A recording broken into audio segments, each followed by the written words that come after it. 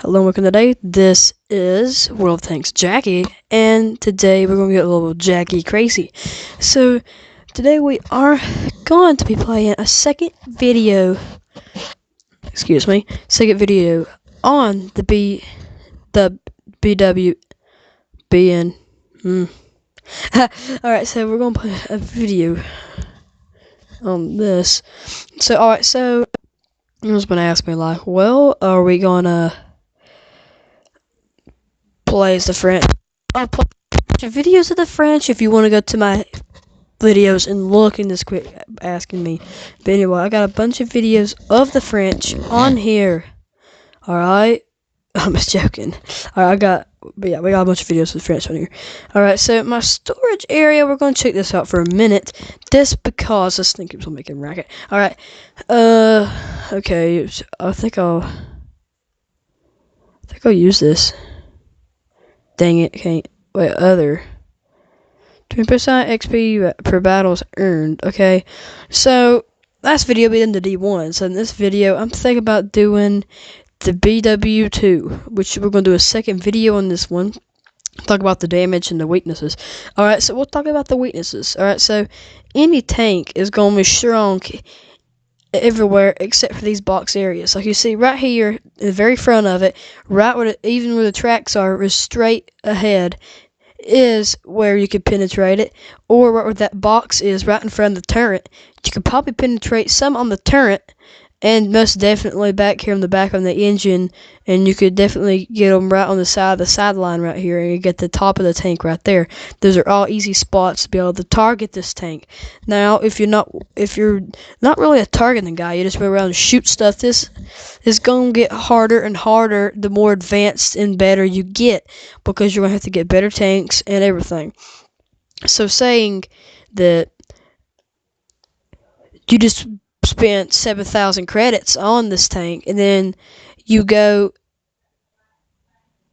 and just wander around with it and get shot, and you're like, I just spent 7,000 credits. I thought this had armor. Well, if you go in here to the settings, it does say that you do have 23% of protection. But your maneuverability is 29%, which is also high. So if you have high maneuverability, just about on any tank you're going to have high maneuverability, you're not going to have very good armor, because think about it, if you're going to be moving fast, you ain't going to be having so much armor. Unlike if you go to the Germans, well, sorry about that, go back home. If you go to the tech tree, and then you look at the mouse or the E100, then you'll find out that the Moss of the E100, as the Moss the E100 only maneuverability is only 20%, and its firepower is 75%. Alright?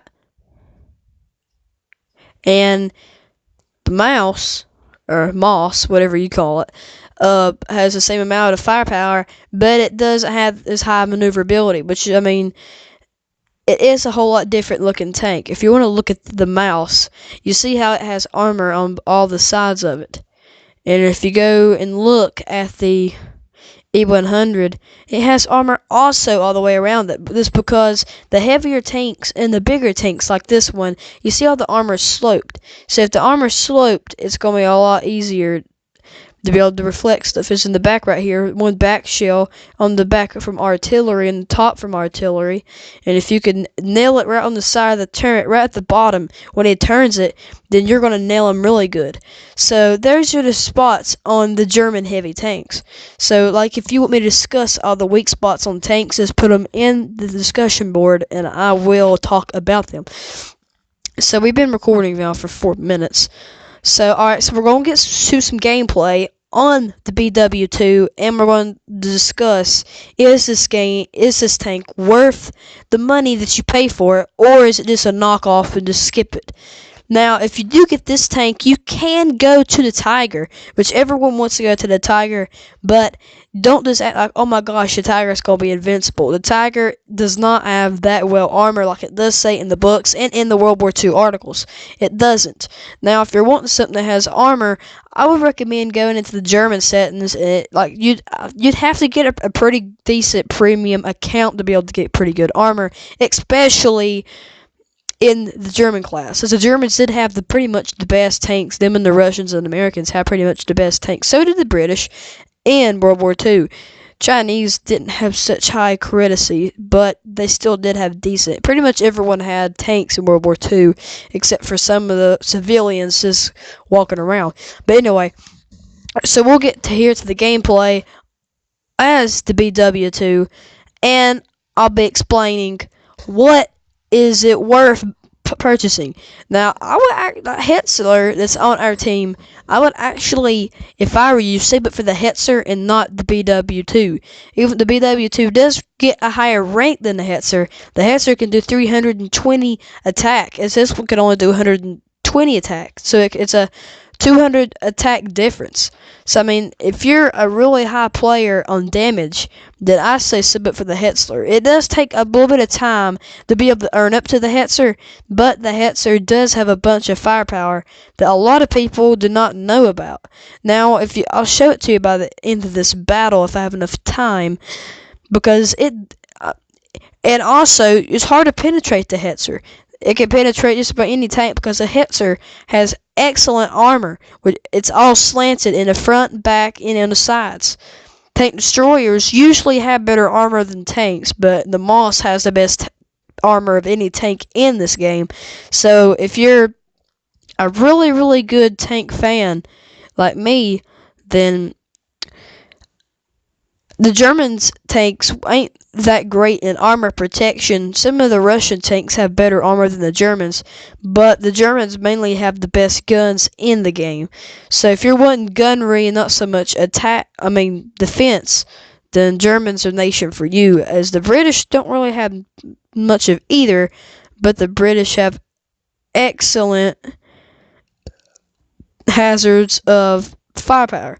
So we'll go to this guy right here. He's just going to hide right there. I wish I could just get killed so I could show you. I'll see if he will attack me. Alright, so he's right there. Ah, man. What? Oh, I got his track. Oh, sweet shot. Who shot that? Good shot, Hetzer. I think that was pretty much a Hetzer who shot that, because no other tank can do that much damage in this game. As you look at the Hetzer right now, you can tell his armor is slanted, and how he barely has any health taken away. He does have less health than me, but his armor, see, 300 attack is straight out 300. So literally, this tank is pretty much indestructible. It could pretty much one-shot anybody in this game. He could probably about one-shot me. Now, the Moss and the E100 about the same, but I rate the E100 as having a way better firepower. But the E100 is probably harder for the E100 to penetrate the Moss's armor, just because the Moss has a solid armor all the way around it, as the E100 does on the front. It's just like the Moss, but when you get to the sides, side plate and everything, it kind of gets a little bit different.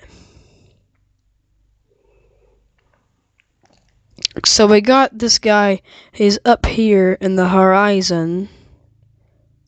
Perfect. See how his armor is? Right there means I can pretty much penetrate his armor. I was trying to show you the armor, not so much pop him. But he'll come back out. We'll be able to get a shot on him. See, as that Hetzer's taken probably about 3 people out. So, yeah, the Hetzer is probably going to have the best firepower, if any, through the first 5 tier tanks. Just because it's maneuverability and able to shoot, and its armor. It's pretty much the best tank you can buy at this exclusive account. Well, that'll be it for today's episode. If you liked it, please leave a like, and goodbye.